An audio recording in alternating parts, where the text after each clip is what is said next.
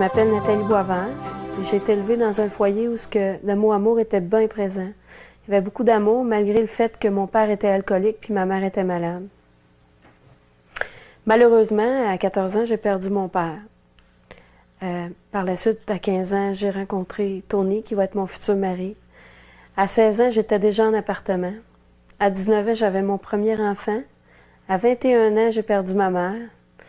Puis à 23 ans, là, on avait décidé de s'acheter une maison, puis on avait décidé de se marier. J'avais une vie plutôt heureuse, du point de vue de l'extérieur. Les gens disaient « Hey, Nathalie, t'es bien, t'as tout ce que tu veux, tout ça, ça va bien. » Mais j'avais un grand vide en dedans, j'avais un vide en forme de Dieu. Puis Tony, lui, sur son côté, faisait une recherche spirituelle.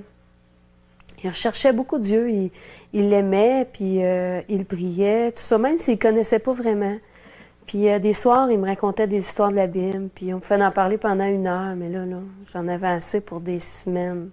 Puis à un moment donné, Tony était invité par un compagnon de travail à aller dans une assemblée chrétienne. Puis il est revenu de là tout enthousiaste, puis il me partageait sa joie, puis tout ça. Puis j'ai dit, c'est bien, tu sais, c'est bien, mais je voudrais pas, tu sais, achète-moi pas trop avec ça, tu sais. Puis il me disait tout le temps qu'il était revenu avec la question, je vais être sauvé. Il me disait tout le temps ça, je vais être sauvé. Je dis, mais c'est quoi être sauvé? Tu sais, il me disait, oui, mais c'est pas de pas aller en enfer. Ah, OK, c'est correct. Tu sais, tu peux continuer comme ça, mais achale-moi pas, tu sais, avec tes affaires de secte. Mais un jour, il est revenu de l'assemblée avec un petit pamphlet rose, puis qui était écrit dessus, « Pensez à ces choses, si vous mouriez maintenant, iriez-vous au ciel ou en enfer? » Puis il l'avait mis sur son bureau. Puis c'est moi qui fais le ménage, puis j'époussetais sur son bureau, puis je suis tombée sur le pamphlet. Puis quand j'ai lu la phrase, ça m'a fait peur. J'ai dit « Oh non, je le rouvre pas, ça m'a fait trop mal. » Puis là, je le glissais dans son bureau, mais il revenait tout le temps sur le bureau.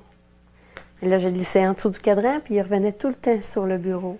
Puis un matin, j'ai dit « Je vais l'ouvrir, tu sais, je vais voir. » Puis là, quand je l'ai ouvert, j'ai eu le cœur brisé, puis là, j'ai réalisé que je m'en allais en enfer, puis il y a plein de questions qui me sont venues dans la tête. T'sais.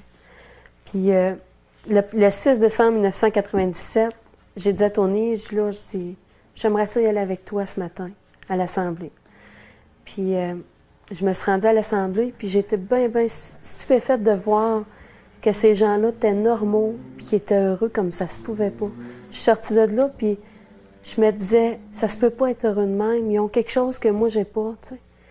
Puis aussi, j'ai pu poser toutes les questions que j'avais à poser, hein, parce que j'en avais des centaines de questions dans la tête. J'ai pu toutes les poser, puis il y avait du monde pour me répondre à mes questions.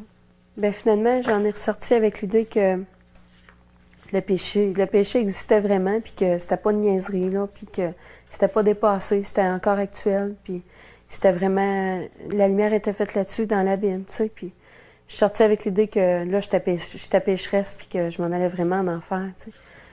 Puis là, j'étais vraiment désemparée. Je cherchais à me changer moi-même parce que je savais que si je mourais dans la condition dans laquelle j'étais, je m'en allais en enfer. J'essayais de me changer moi-même, puis ça marchait pas. J'étais toujours en train de retomber.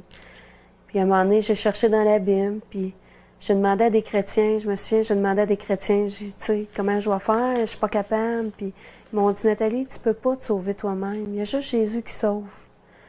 Puis un dimanche matin que je m'étais refait expliquer le plan du salut encore, je sais pas combienième fois. Puis je suis revenue chez nous, puis là, j'ai descendu en bas dans le sol, puis j'étais allée chauffer mon poêle à bois. Puis ça, c'est le 1er mars 1998. Là. Je suis descendue en bas sur le bord du poêle, puis là, j'ai prié Seigneur, puis j'ai demandé qu'il vienne me sauver parce que là j'avais besoin d'être sauvée, j'avais besoin de lui pour aller au ciel. Puis je voulais y aller, moi, au ciel, je voulais pas aller en enfer. Puis là, je l'ai prié, puis j'ai dit, Seigneur, viens me sauver, puis je me lance dans tes bras enfin. Puis il m'a attrapé, il m'a pas laissé tomber. Puis depuis, il y a une paix immense, inexprimable qui est rentrée dans mon cœur, puis qu'il n'y a plus rien qui peut l'enlever de là. J'ai la certitude que je vais aller au ciel, mais que je meurs. T'sais. Puis là, je peux répondre à Tony, oui, là, je sais c'est quoi être sauvé. Là, je suis convaincue que je suis sauvée.